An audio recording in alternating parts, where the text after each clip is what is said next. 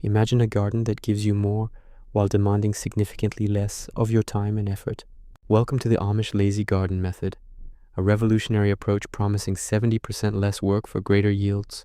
Its core philosophy is simple: working with nature, not against it, for a truly sustainable harvest. First, the no-dig philosophy.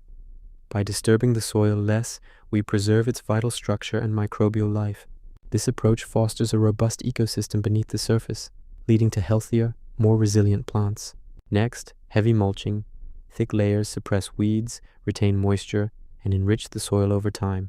Mulch also regulates soil temperature, protecting roots from extremes and significantly reducing watering needs. Discover companion planting, where strategic plant pairings naturally deter pests and improve overall growth.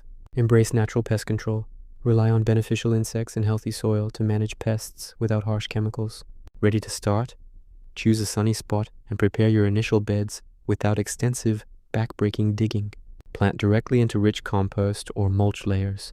This method simplifies the entire planting process. Thanks to mulching, you'll experience significantly reduced watering needs and minimal weeding throughout the season.